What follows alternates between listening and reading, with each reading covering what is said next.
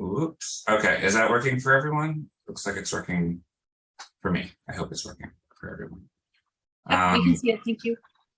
Okay. Give me 1 second here. Sorry, I just need to okay.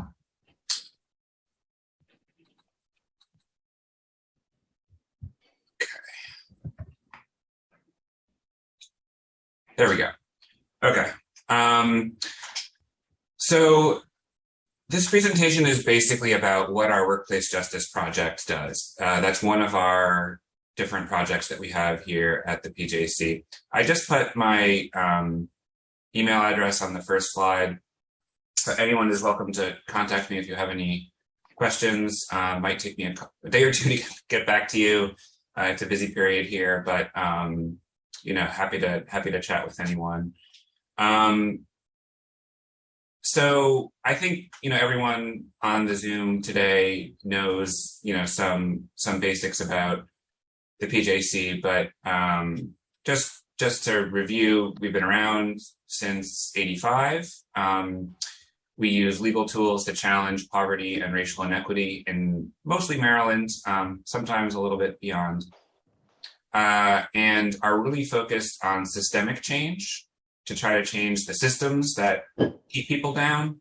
And we work to empower communities and collaborate with others, all in our sort of larger project of building a just society. So these are the projects that we have.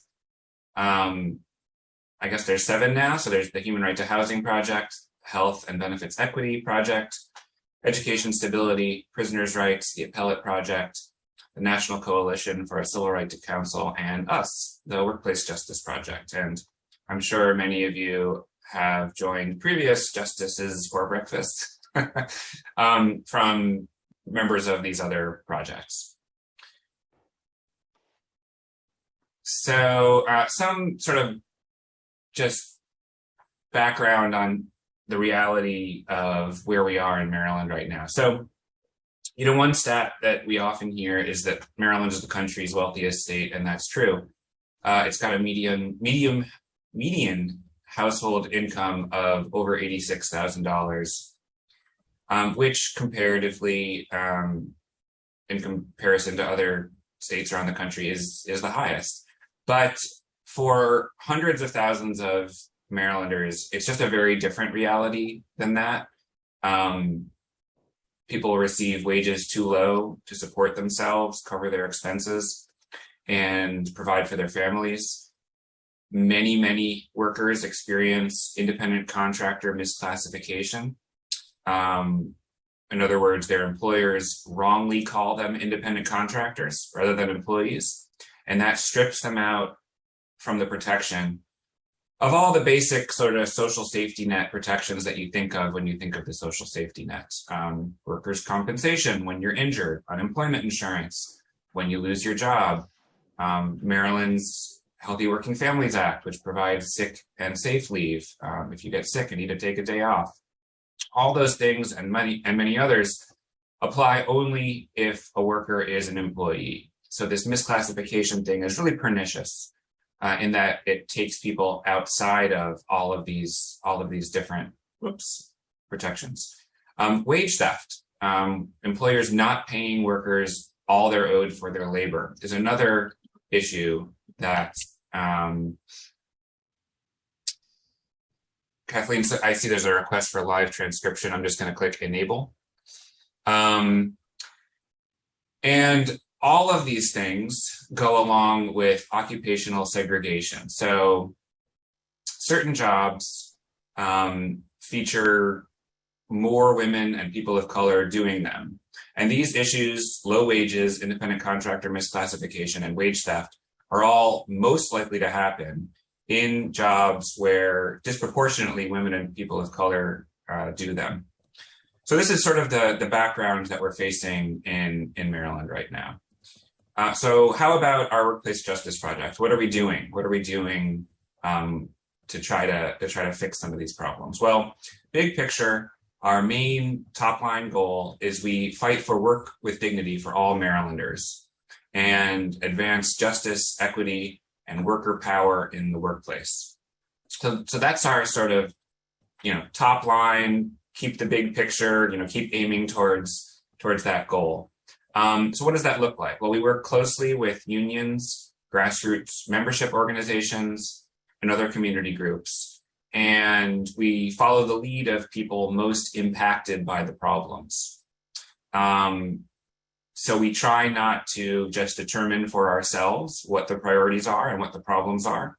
Instead, we listen to organizations representing working people and working people themselves, and they set our priorities.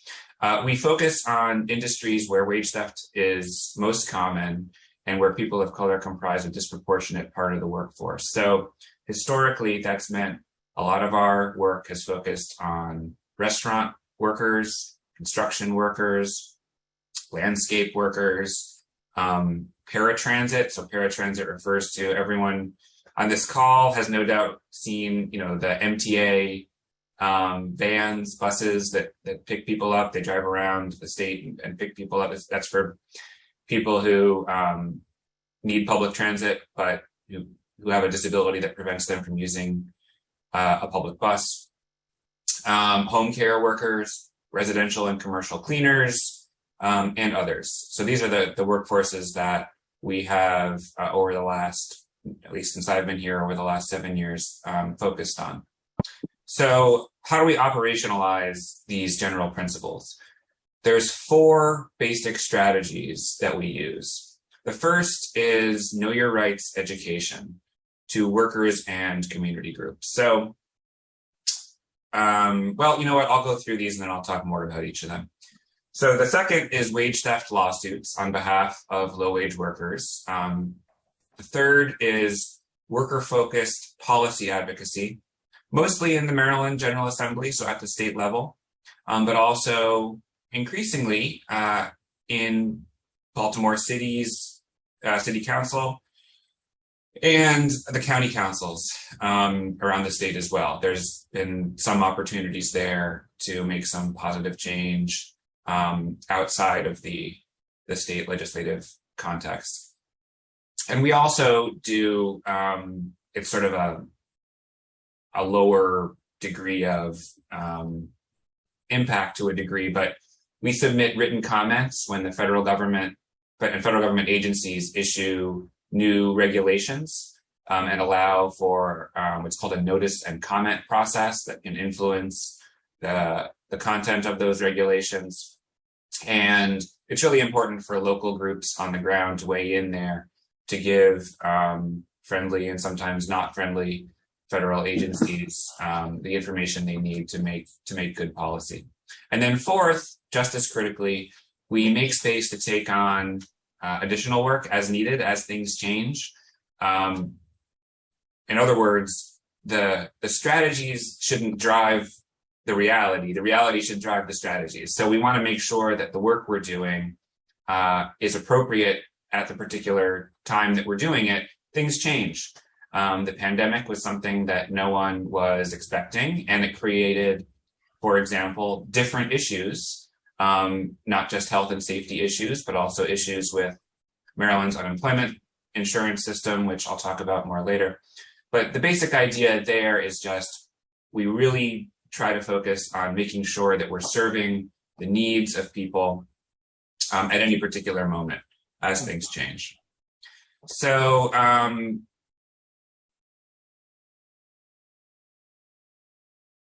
okay, so these are just 2 sort of images, and I'm not great when it comes to graphic design, so forgive me for the 1996 level clip art here. But looking first at this triangle, so we don't view any of these 3 things, know your rights outreach, wage theft suits, or policy advocacy, as being sort of a higher priority than any other. They're all part of the same sort of 3-pronged approach that we use to try to drive change. So at the center of it all is worker experiences and priorities. But each of these 3 things work together to inform our work, and they're all complementary of each other. This next bit of clip art is something I sort of learned from an advocate named Peter Sabonis when I was just starting at the PJC 7 years ago. So the basic idea here is that there's three tiers of, there's three tiers when you're conceptualizing this work. At the lowest tier, and the lower stair here is reality. So that is, the reality of people's lived lives involves lots of circumstances where laws are broken. Protections may exist on paper, but aren't being enforced. That's oftentimes what lawyers do, right? They enforce the law as written. And what that means is you're raising the level of reality, or trying to raise the level of reality to match up with the level of the law. So you're trying to push reality so that it matches closer to the law, which is at a higher level of protection. But then there's the level of human rights, which is higher than what the law affords right now. The law provides some protections, and they are valuable. I'm glad that we have, for example, a minimum wage. Right now in Maryland, it's $12.50 an hour for employers of 15 or more employees, and $12.20, I believe, for employers of 14 or fewer employees. That's better than nothing. I'm really glad that it exists. It's better than it was a few years ago when it was $10.10, better than it was before that when it was, $7.25. But it's not a living wage. There is no one who can support themselves and their families on $12.20 an hour, working 40 hours a week. You just can't afford Baltimore city rent on $12.20 an hour. So what would a human right be? Well, that would be a living wage. A right that we have not necessarily just because it's written down in a law somewhere, but just by virtue of being human, we have the right to a job that pays enough for us to live, and support our families. So this is just sort of a way of visualizing our work. We try to push reality to match up with the law, but we also try to push the law to match up more closely with the level of human rights. So let me talk a little bit more about our Know Your Rights education. So our general philosophy is people can't enforce rights they don't know about. There's lots of complicated stuff in the law. It's all written down, in the code books somewhere. And, it's just words on paper or on a screen unless they're enforced. So the first step there is to make sure that people know when their rights are being violated and, what they can do about it if it does happen. We also are really focused on making sure that we learn from these presentations as participants learn. So it's not just a sort of professorial, imposition of information on top of people. It's more of a conversation when we do them. There's always time for people to share their experiences. We always ask whether the information there, matches up with what people have experienced. And that helps us make sure not only that the content of the trainings is as relevant and useful as possible, but it helps determine our priorities for the work that we do. And it's also just a general approach that I think is really important. We need to have the experiences of workers drive what we're doing. And the outreach that we do is a great opportunity to hear directly from people about what they're experiencing so that we can make sure to prioritize that. The basic structure of the presentation. So I always start with protections workers don't have yet. Note that it's not rights workers don't have yet. That's intentional.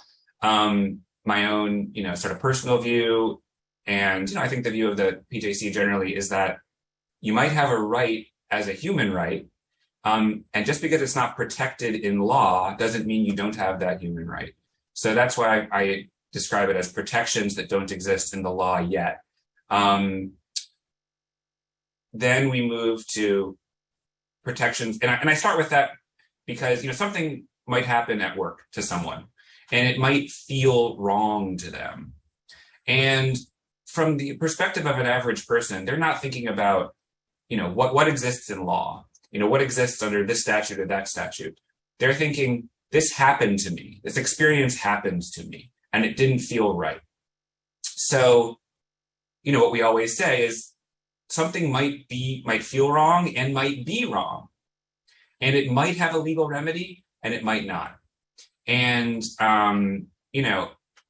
just because it might not have a legal remedy right now doesn't mean it has to stay that way. The law can change and does change when people get together and demand it. So then we move to protections workers do have. The focus is largely on wage rights and misclassification, independent contractor misclassification. But historically, we've also provided information on workers' sort of collective action rights under the National Labor Relations Act, not just the right to form and join a union, but the right to take action on behalf of themselves, joining with coworkers to improve their collective well-being at work. Employment discrimination, we also include information on that.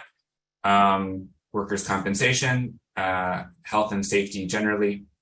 So we try to provide a sort of, workers' rights 101 in these presentations. We always add information on how to take action, not just our own phone number, but, state and federal departments of labor, other state and federal agencies. And this is a new feature that we've got. So anyone is welcome to go to publicjustice.org/benefits. It's brand new. Erin just put it up last week with some information that I sent her. We're getting it up and running now. So we're going to keep adding to it and refining it. But the basic idea there is we're working to make sure that our clients and client communities are getting all of the public benefits that they're eligible for, not just the private benefits. So, if you want to think about benefits as being in two buckets, there's sort of private benefits that you have when you're an employee of an employer, right? You have the right to minimum wage and overtime, to workers' comp protection if you're injured, unemployment insurance if you lose your job. Those are all sort of quasi, private benefits or public-private benefits, if you want to think of it that way. And then there's public benefits, things like cash aid if you're eligible for it, SNAP or food stamp benefits, and other, housing aid through a local government or the federal government. Those are all public benefits. So we're trying to make sure that people are getting all the public benefits they're eligible for as we work to also ensure that they're getting their private benefits. So a few quick examples of the Know Your Rights work we do. Caroline Center is, I'm sure some of the folks on this call know it. It's so great. I love them. They provide, they're a workforce development organization, but they're a lot more than that because they do a lot more support for all of their participants. But they provide sort of a comprehensive suite of support to Baltimore City women exclusively in sort of entry-level healthcare field. So certified nursing assistant, geriatric nursing assistant, pharmacy technician. There's a few others that I'll forget. I think they might do phlebotomy too. Anyway, that sort of category of thing. And I've been going in there for, 6 or 7 years at this point. All the participants are either, doing home care now or have been doing it in the past or hope to get into it or some other sort of care field. So it's, and the participants are, they're all women and maybe, in my sort of observation, probably above 90%, 95% women of color. And, we've learned a lot from the participants in these courses, and that helps drive our work in various ways. 1199 SEIU, over the past 6 months or so, they've been organizing Know Your Rights trainings for home care workers in Maryland. And they've been sort of virtual over Zoom. Caroline Center, they've been in person.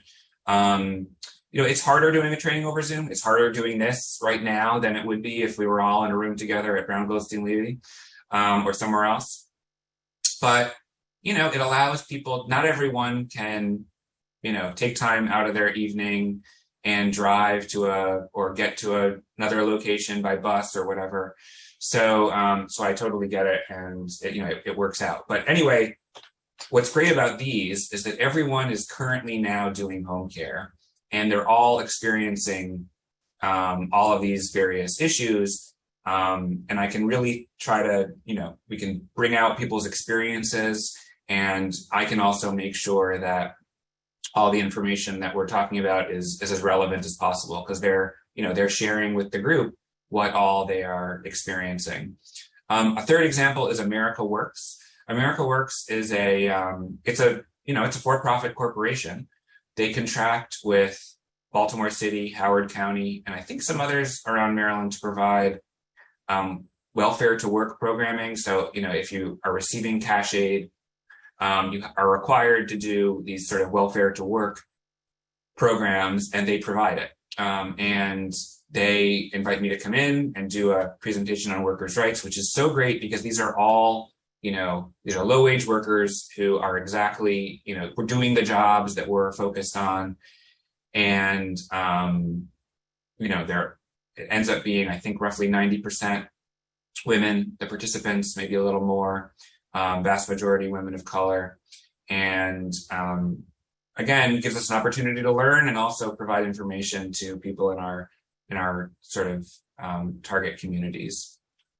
So next in the sort of, and again, thinking about this, the sort of stairs there, moving from the sort of reality stair, the bottom stair, to try and push it up to the middle stair of the law.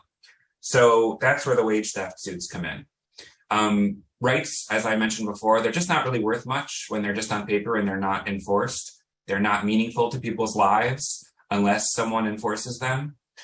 We try to find our niche as taking cases that others can't or won't. And, some private, there are private firms that do really great work bringing, employment suits on behalf of low-wage workers, whether they're wage theft suits or employment discrimination or other categories of suits.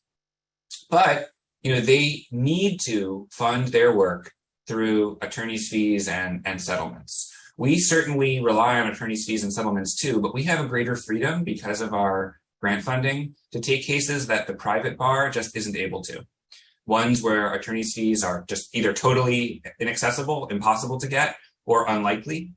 Or, we look at the possibility of collecting on a judgment. And when we do our case development research at the beginning, and it seems like it's unlikely that we'd be able to actually get anything. But for one reason or another, we think it's really important for impact to bring the lawsuit. So those are some factors that we think about when we're deciding what cases to take. And we always focus on maximizing impact. So we focus on these high violation industries that I was describing earlier: construction, landscaping, restaurants, home care, paratransit, cleaners. And they're all, low wage industries, and they disproportionately employ women and people of color, in particular, Black workers and Latina workers. But, we're working on now and have worked on other cases where other communities of color have been disproportionately represented as well. Our sort of more specific goals are to recover unpaid wages for the exploited workers, establish worker-friendly precedent. In other words, get court decisions that help establish good law and good precedent that others will follow. When I say others, both other courts and, lawyers and employers, and change industry practices. Ultimately, the goal is to change the way these industries work so that they don't exploit people in these ways. Home care in particular, but not just home care. We're really trying to change how this industry has operated.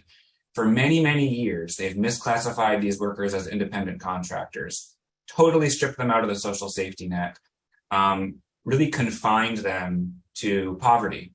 poverty wage jobs, prevented them, there's no opportunities for advancement.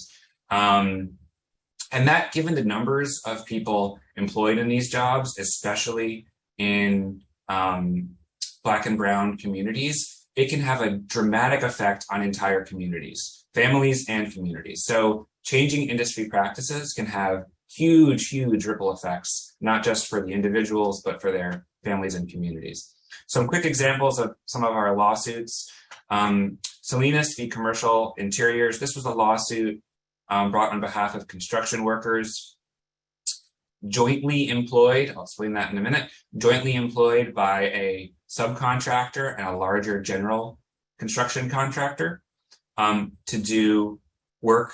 I think it was in Baltimore City. It was just before I came to PJC this was all happening. And they were tremendously underpaid, not paid overtime, not paid anything at all for a stretch. This lawsuit was all about joint employment. Joint employment is this concept that an individual can be employed at the same time by two or more people or entities. If those two or more people or entities sort of work together to determine the key terms and conditions of employment.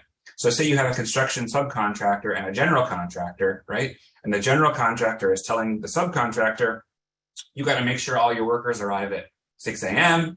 and they got to stay until 4 p.m. And, I'm going to be sending down a manager to provide oversight of the work that they're doing. And, you have to use our equipment, etc. In that circumstance, under the Federal Fair Labor Standards Act and, comparable state law, the workers are jointly employed by both. Why does that matter? It matters because subcontractors are often these fly-by-night sort of scam operations where they open up a quick LLC under Maryland law, which is super easy. You yourself could leave this meeting and in 20 minutes open up an LLC online. You could have it done and be a subcontractor if you want to do that.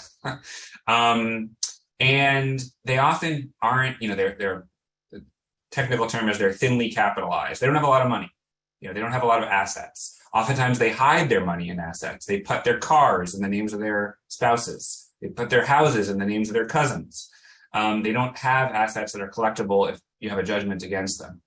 The general contractors are better capitalized. In other words, they have more money, and you can collect against them, which is a way of making sure that exploited workers can actually see justice. So this lawsuit, we brought it intentionally to try and correct a bad precedent that existed in Maryland. We got a bad result in the lower court in the District of Maryland. We took it on appeal and got a great precedent on appeal. Sally Dworak Fisher, who just left the PJC for the National Employment Law Project, argued that case in the Fourth Circuit and got this really great result that had a huge impact, not just in Maryland, but in all 5 states of the Fourth Judicial Circuit, appellate circuit of the country. So Maryland, West Virginia, Virginia, South Carolina, North Carolina.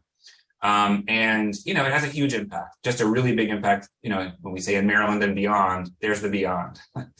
Holden v. Be Well Healthcare. This is a home care worker case. We've been focused on exploitation of home care workers that provide care through Medicaid programs.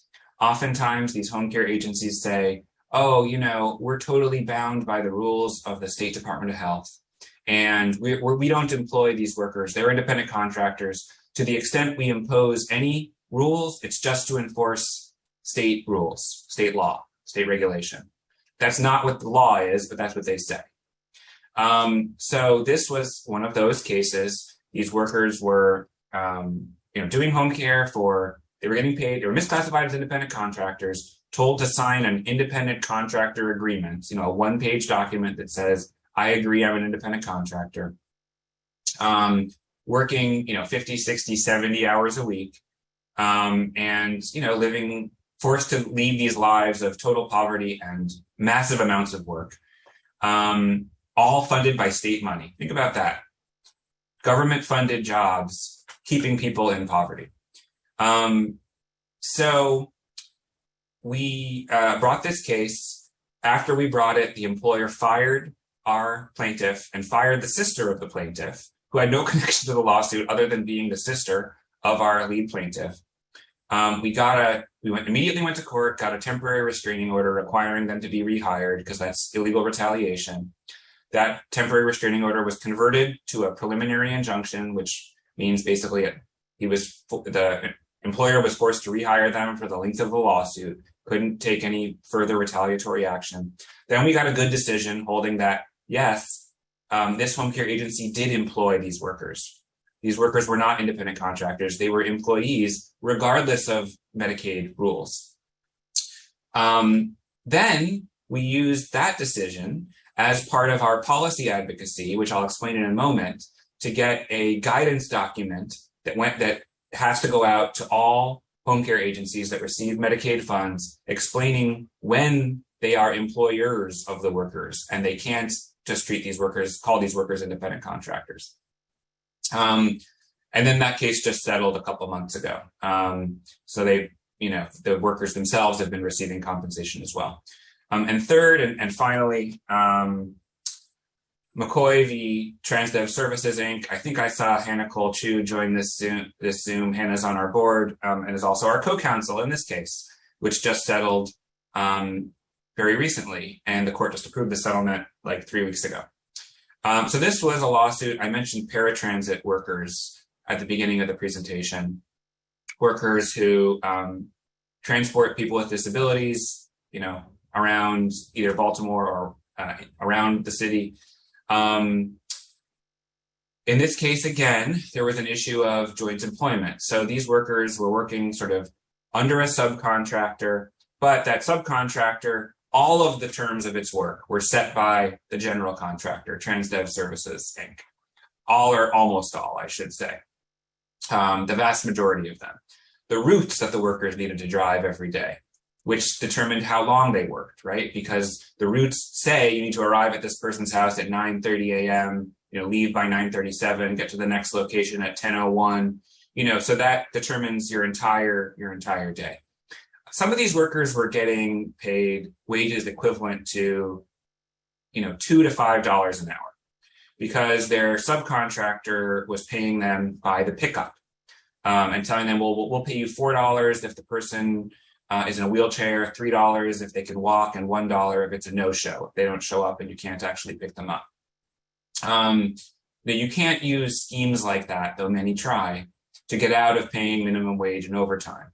So these workers were driving routes, 12, 14, 15-hour days sometimes, and getting paid, a few $100s a week. Let me turn that, sorry, someone was just calling there. There we go. Sorry to whoever I just hung up on. Very hard fought litigation, lasted years. The defendant fought us every step of the way. We ultimately, with the co-counsel of Outen and Golden and Hannah in particular, got a really great decision on the joint employment of these workers, holding the general contractor, Transdev, liable as the joint employer of the workers, because the subcontractor had already filed for bankruptcy. This is what happens. Subcontractor basically said, that's it, I'm out of here. Filed for bankruptcy, suddenly these workers are out of luck, unless you can hold the general contractor liable through joint employment. And that's what we did here. And it establishes, good precedent for Maryland generally. And also, this is a giant contractor that has multiple contracts in Maryland and across the country. So it affects how the oversight that they might do over their subcontractors, in Baltimore and Maryland and across the country. Worker-focused policy advocacy is another thing that we do here. So our philosophy there includes, of course, the basic principle that we're protecting and expanding workers' rights and workers' power.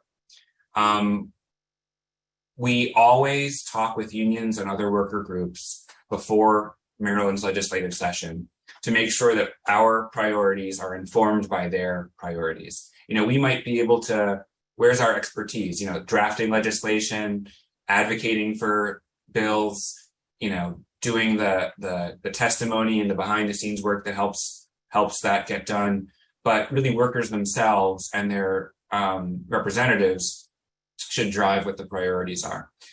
We also, we hear from workers through our outreach about what they're experiencing, and our litigation work helps us see the gaps that need legislative fixes. Home care in particular, it was the litigation that we did in multiple home care worker cases that helped us see the extent of the problems and how we could fix them. We build and participate in multi-stakeholder coalitions. So legislators are always more likely to pass something if they see a broad coalition of stakeholders behind it. So where one doesn't exist, we build one, as we've done in the home care context, where we created and facilitate this, what we call the Wages and Benefits Task Force. It includes all these different stakeholders, and then use that task force to develop and drive policy solutions.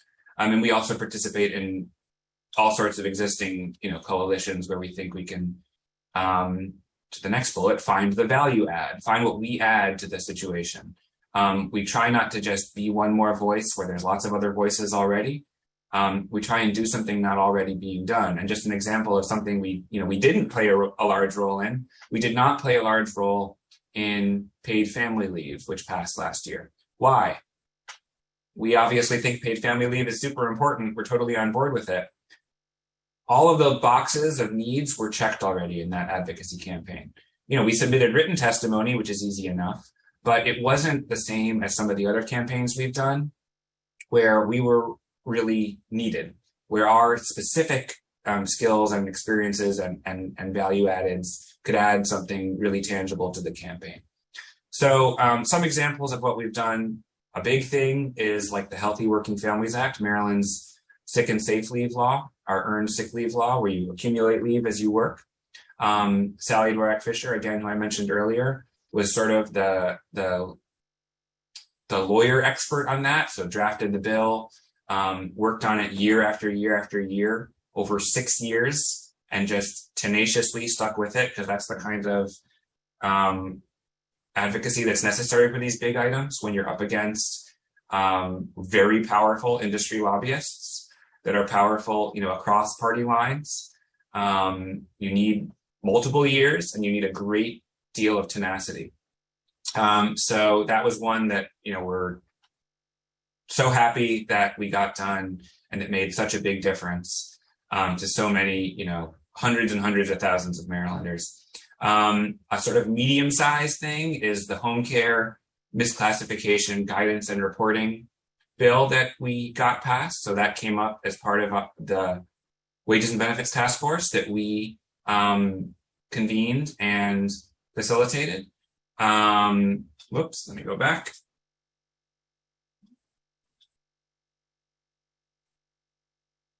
Uh-oh. Let me fix this.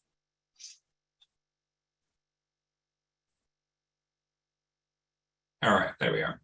And I mentioned this problem of the misclassification of home care workers as independent contractors as a big problem, especially in Medicaid funded care, which I think is just a real travesty and a broken promise, where you have government funded work, which should be, as a policy matter, work that allows people to support themselves and their families and have decent jobs that don't trap them in poverty.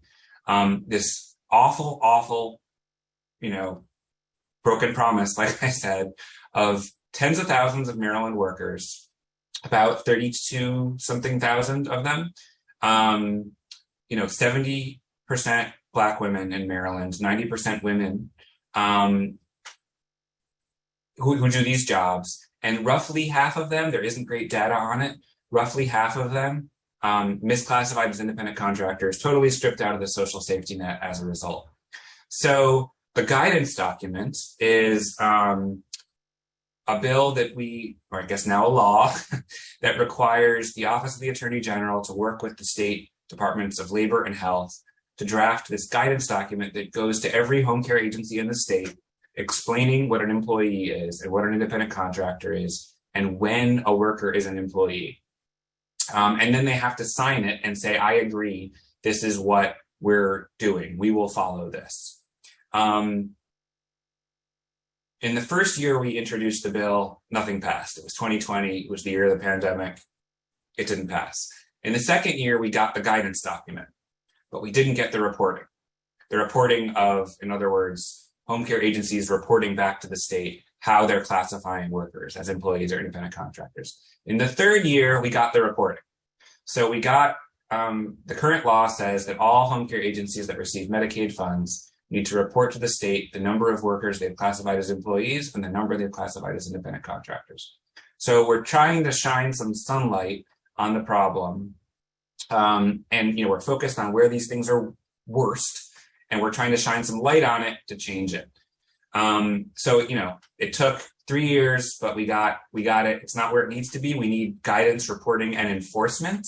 That's the third leg of this three-legged stool as we always envisioned it. We don't have it yet, but I'm hoping that we'll get there.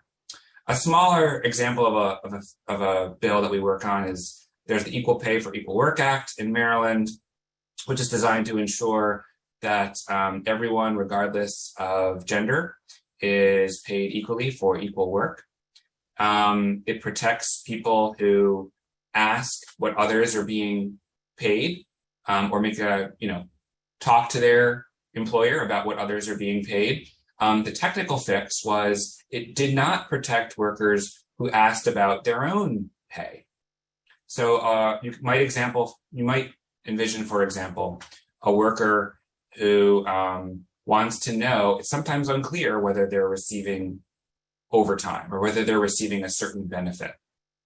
And as written, it didn't protect someone who would ask their employer about some aspect of their own pay so that they can determine whether or not their pay matches up with others. So we pitched it as a technical fix, and we got the Women's Caucus, which includes, it's a bipartisan caucus to support the bill, and it passed, I believe, unanimously in both the House and Senate.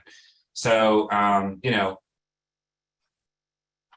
I won't say the impact is massive, but it's something, and we got it done in 1 year. And then there's some local things. There's the American Rescue Plan Act, which makes available to state and local governments federal funds for all sorts of different things, state and local aid, as you might have heard it referred. And we've been working on advocacy with county executives' offices and with the Baltimore City Mayor's office to try and get them to use some of this American Rescue Plan Act money to provide additional pay or bonus payments to direct care workers. And we did get a commitment from Mayor Brandon Scott to do that. So we're hashing out with our partners, 1199 SEIU, on this, how to make it happen. But, again, where's our value add? We figured out the legal framework, drafted the one-pager, and then 1199 used their expertise and connections, et cetera, to pitch it.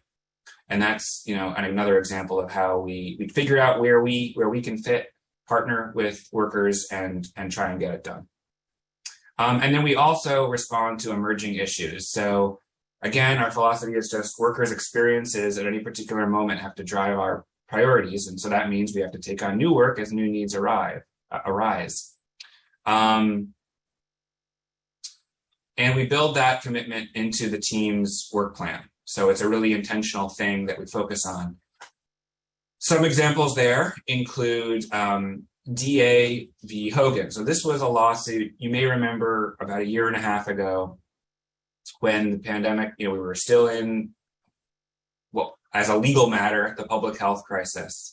And the federal government had made available certain pandemic unemployment aid to people through September of 2021.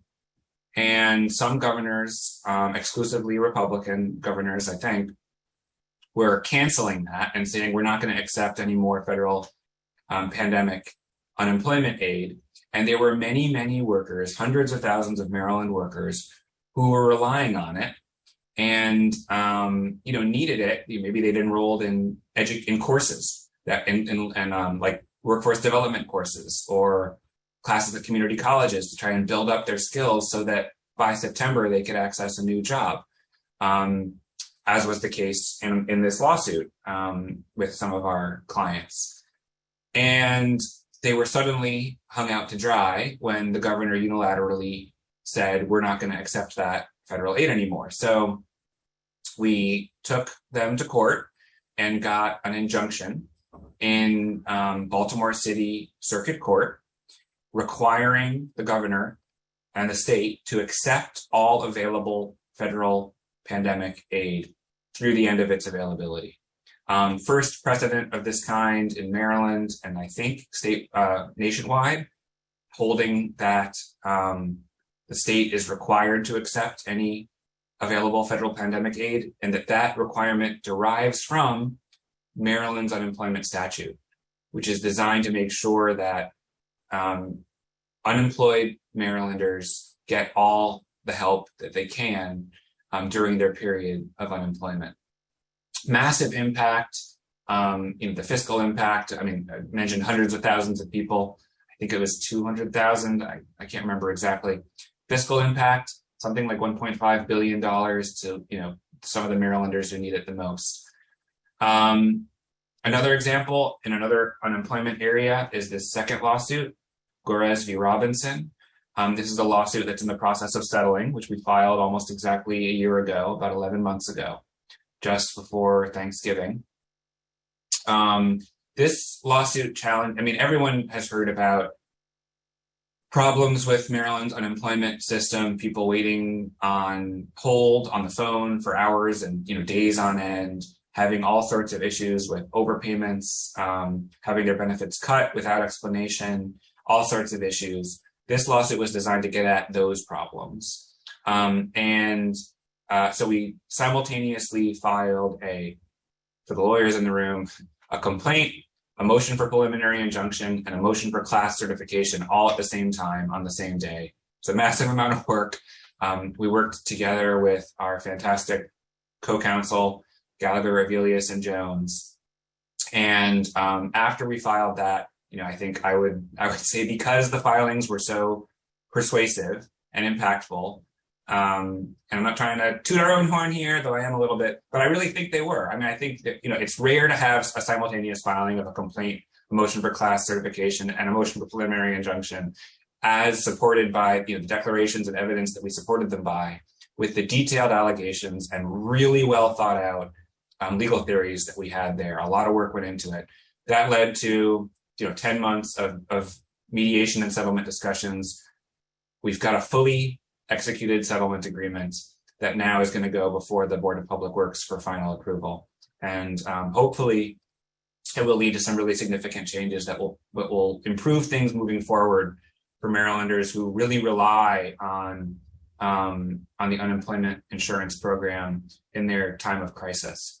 And the third example I already mentioned, our American Rescue Plan Act advocacy, using these newly available federal funds to try and make sure that they go not just, to sort of business as usual, but, to fund directly people who need it the most. That's it. That's all I've got for the presentation. So shall we try to answer some questions?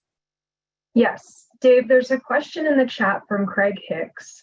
In terms of the legal landscape, are exploitative businesses primarily relying on loopholes in the law or just not getting challenged for their practices, or do they actively seek anti-worker changes to the law?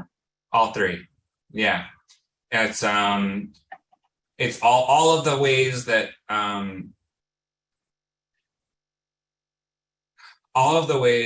employers can find to pay less to their workers, they find. And different employers do it differently. So speaking in some generalities here, not universally. Better resourced and bigger employers actively seek worker changes to the law. They've got lobbyists that they pay. They're members of trade associations, and they have lawyers, in-house and on retainer. And those lawyers often, not always, I mean, I don't want to make it sound like big employers don't violate the law, because they do. They really do.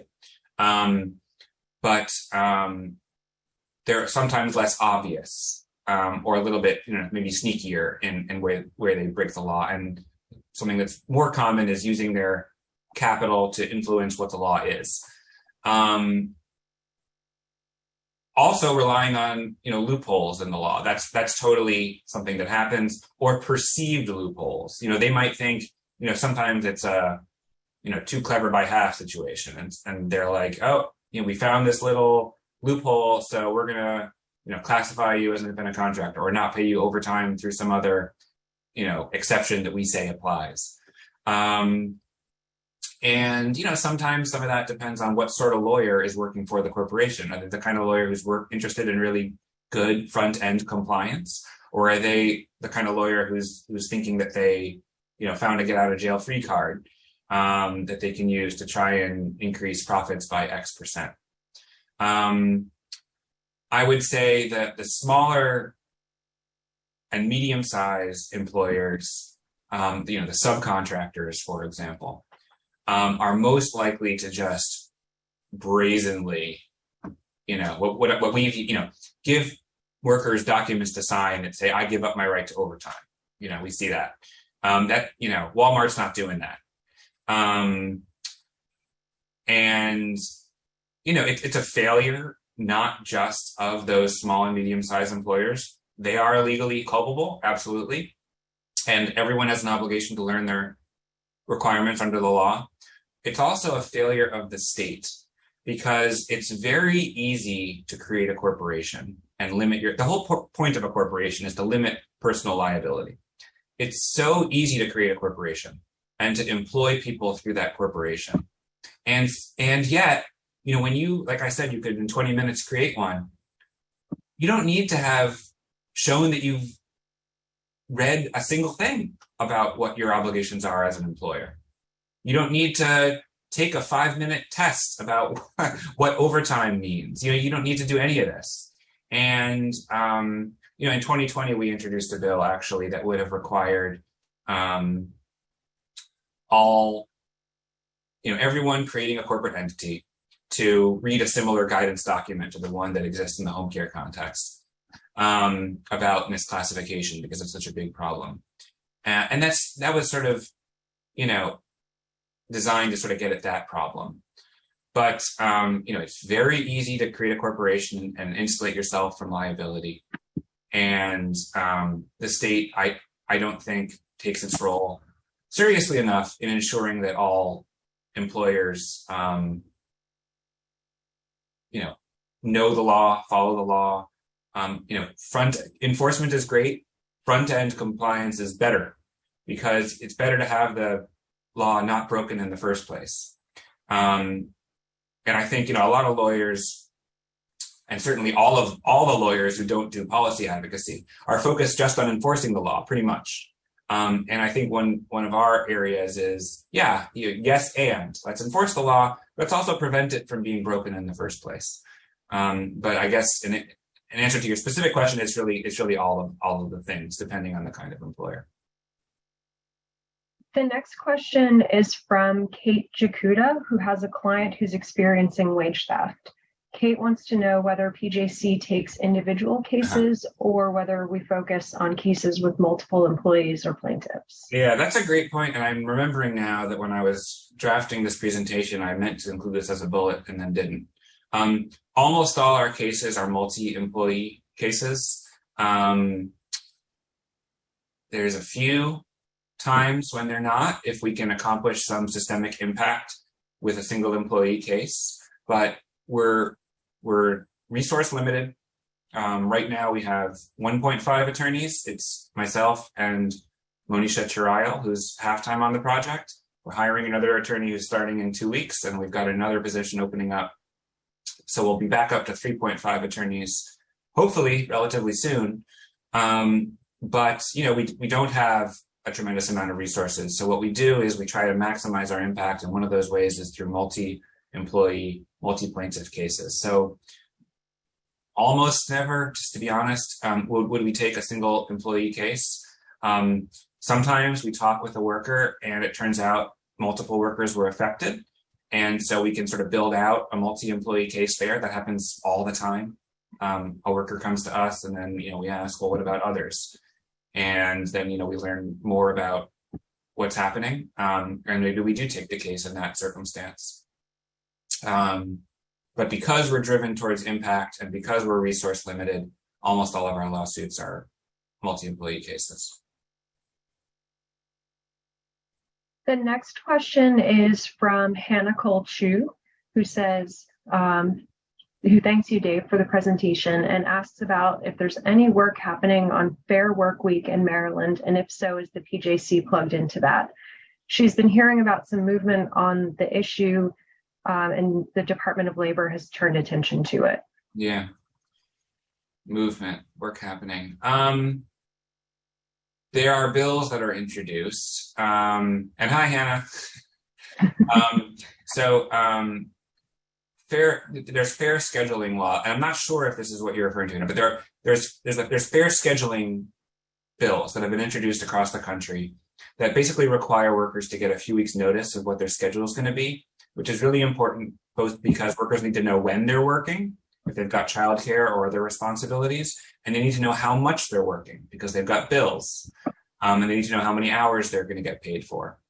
So as it is right now, many workers get notice like the day before their work week is scheduled to start, what their schedule is going to be, and it's very variable how many hours and when they're scheduled for, which is really disruptive to people's lives. You can't.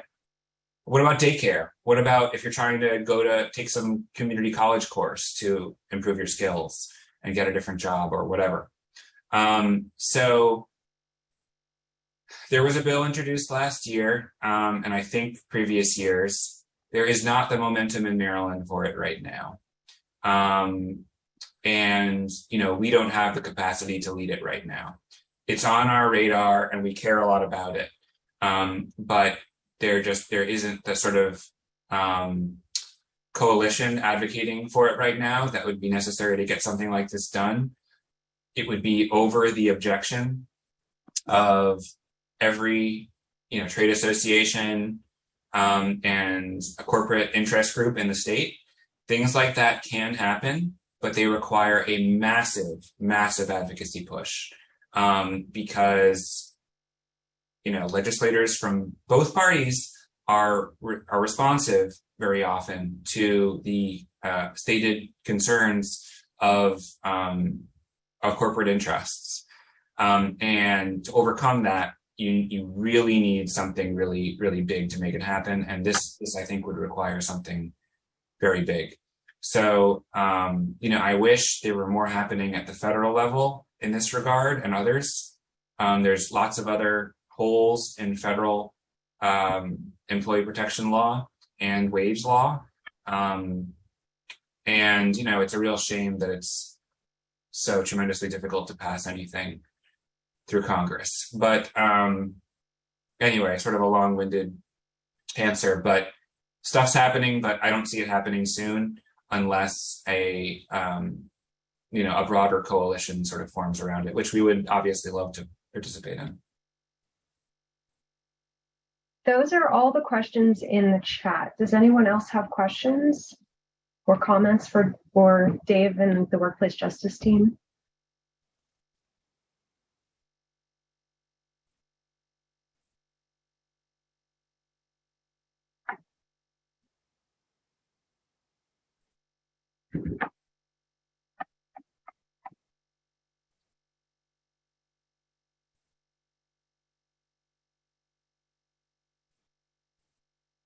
Well, hearing none, Janice, would you like to close us out?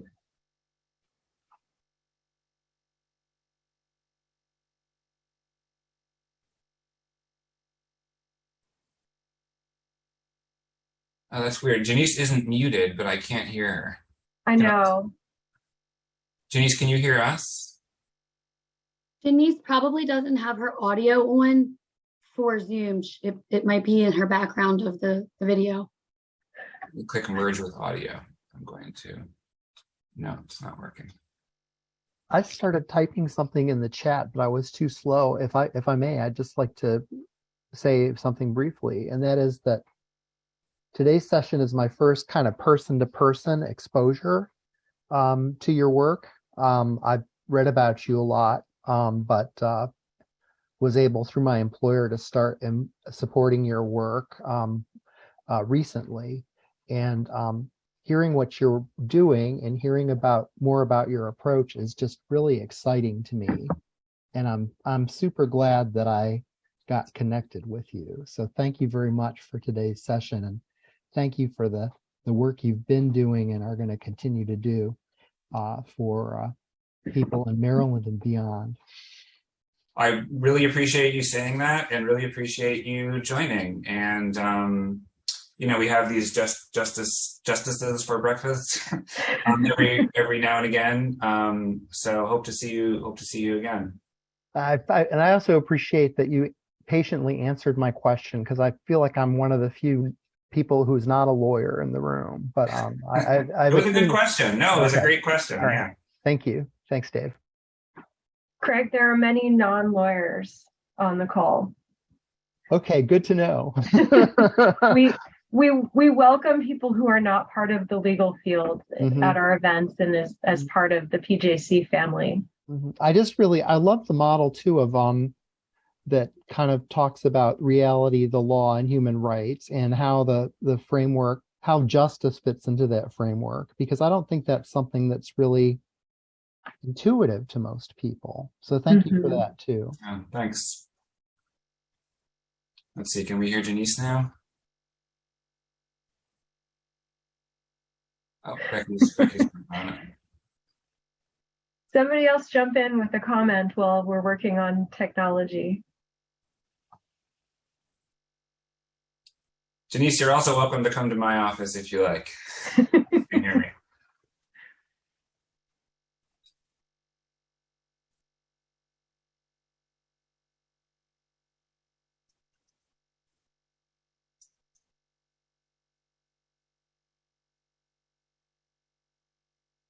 Yeah, I mentioned it briefly, but the sort of multi-step, reality, the law, human rights.